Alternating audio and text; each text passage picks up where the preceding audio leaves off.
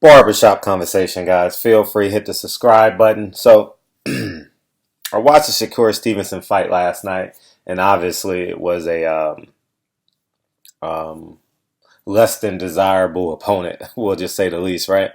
And I want to double S, right? S square. Uh, to hear me out for a second, and his fan base, and somebody in this team is gonna watch this video. Friends, family, somebody. When you fights like this, it doesn't build you up. It doesn't take you to a place where you're going. And uh, I think Shakur Stevenson is a 5'2" boxer. I think he has a lot of skill. I think he's young. I genuinely believe he can be a top 5 pound for pound. He's a top 5 pound for pound type talent, easy. Um, but when you have 3 or 4 opponents pull out on you, it means it's money. Just hear me out. It doesn't mean people are afraid of you. Um, that's definitely not the case. Uh, um, in my humble opinion, Top Rank didn't want to invest in Shakur Stevenson. Um, I think he's a hell of a talent. I think he has no ceiling, or I believe he has no ceiling.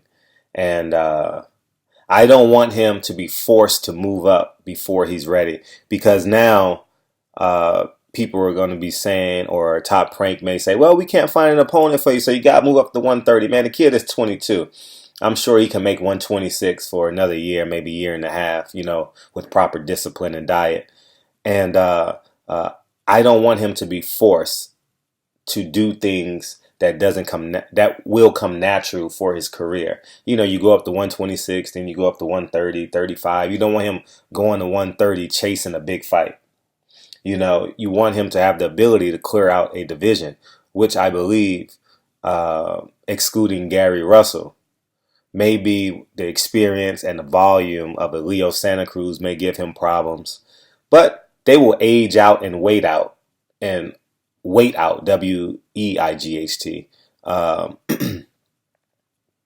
Shakur Stevenson. What we need to be calling for is Oscar Valdez versus Shakur Stevenson. How come ESPN don't unify? The light heavyweight division hasn't unified. Um, uh, it's problematic, and people are not going to make sense of this. And it's just incredibly important that Shakur Stevenson don't take snapshots of his career, but take a panoramic view of his career and realize where he's at, and the destination he's trying to get to. And he needs to lead his management team, because there's no way he should have had a fight like that last night. It's no way. It it makes no sense. And he wasn't a mandatory. See, if he was a mandatory, that's different. It's nothing you can do. You got to get rid of your mandatories. Deontay Wilder knocked out Dominic Breazeale in 1 round. Um, um, we've had some other mandatories that didn't show up and couldn't show out. So I understand the dynamics of that.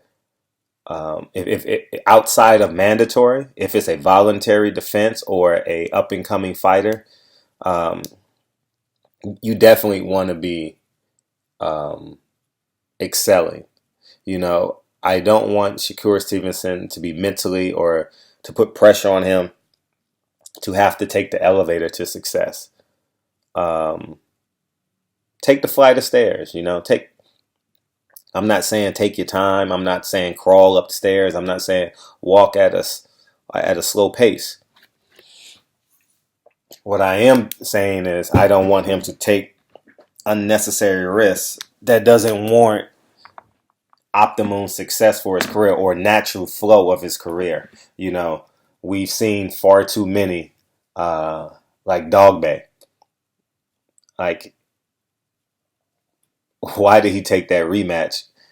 Uh, and two, if Dog Bay had the rematch with Navarte, no, you guys know what I'm trying to say, the Latin kid, the Mexican kid, why didn't Jesse Magdaleno get the rematch with Isaac Dogbe? So you got to see where you got to check the tea leaves. You have to understand the realities of what's going on, and um, it's very like shall we say favoritism, right? So Shakur, I'm definitely excited about your career. I'm I'm genuinely excited about his career, and I beat this quote into the drum. He reminds me of my son, and so I'm very interested in his career because I want to say one day, like Lincoln, he looks like you, man. He's a champion of the world. You know what I mean? Maybe that to give my son some form of inspiration. You understand what I'm saying? I don't know it to be true. I have no idea, but I'm gonna use everything that I possibly can to inspire my son to reach his optimum goals, his personal goals. So. Um, and that's how I feel about the situation. I don't think internally Top Rank has the ability to take a black athlete, admitted so by Bob Arum on my camera, has the ability to promote a black athlete. Bob Arum doesn't know how to do it. You know, uh, Floyd Mayweather alluded to this, and he spoke at nauseum in the early 2010s, 11s, and 12s about Bob Arum and his unwillingness to and foresight to have the ability to promote a Floyd Mayweather. And now it's a reoccurring theme with Terrence Crawford and uh, Mr. Stevenson. So I think that uh, Top Rank is just a network arm at this point. They're not a promotional company. It's like a management group or a management team that is like an agent to the network. And that's just the reality of it. They're not a promotional company. They just handle the logistics of Fight Week. You never see top rank promoting stuff in the inner city. You never see them doing uh, celebrity softball games and stuff like that. And uh, you know, to Floyd Mayweather's credit, um, he sponsors a football league, a youth football league. He has a barbershop in Vegas. He has a gym in Vegas, like Top Rank, and he also puts on. I He has a celebrity basketball game that just took place this past Saturday. So on some level, he has a mechanism in his brand that expands beyond Fight Week, and Top Rank doesn't have that. And I think I'm not using this to promote TMT. I'm using this as the example. If you're a young fighter, you need to make sure that they're not just a network arm and a promotion and have the promotional tools and assets to promote you. Because it's it's it's becoming like I'm doing these videos, and although they may have different words, but the topic rings out the same. And I think it's important that I consistently do videos like this so people can so the young fighters coming up, there's a 12 or 13-year-old kid that's going to listen to this video with his son and understand more so what the business of boxing is. And if you don't have this in your promotional network, you need to be posting on your social medias anywhere between 4 and 8 times a day. It's no reason why fighters shouldn't be promoting 4 to 8 times a day. People who follow you get it. You have to be conscious. Like, there's a McDonald's every 2 miles, it seems like, when I'm driving.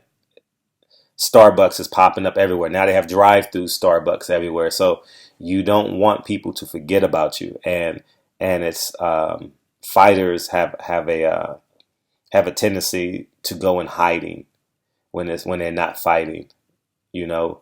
And I think that it's incredibly important that you consistently be a be a topic of conversation on some level in boxing. So, Mr. Stevenson, congratulations.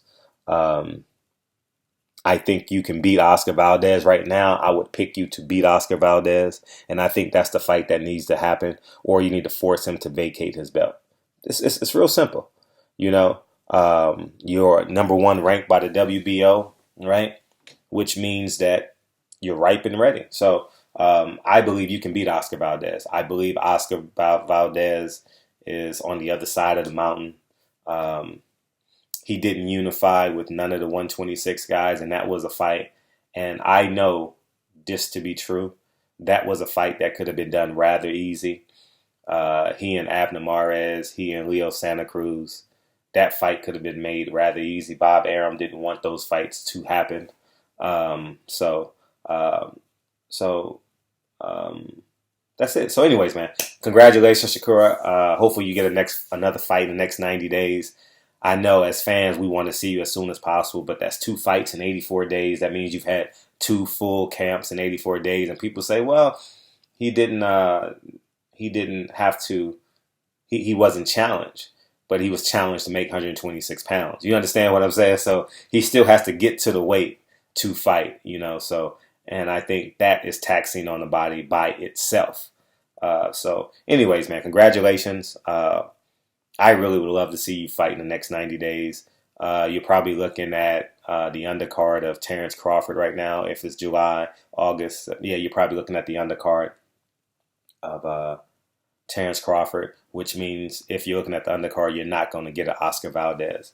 But you need to lobby for an Oscar Valdez and make that fight happen. So anyways, man, Barbershop Conversations. Feel free, hit the subscribe button. And Shakur, keep on showing up to other people's fights too. I think it's important that you consistently do that, whether you know the person, don't know the person. Like this pay-per-view, this upcoming Saturday, you need to get in front of all that media and talk about your fight and talk about how dominant you were and what's next for you and so on and so forth. So anyways, man, Barbershop Conversations, man. Feel free to hit the subscribe button. I love y'all. Have a great Sunday, and I'll talk to you guys soon. Peace.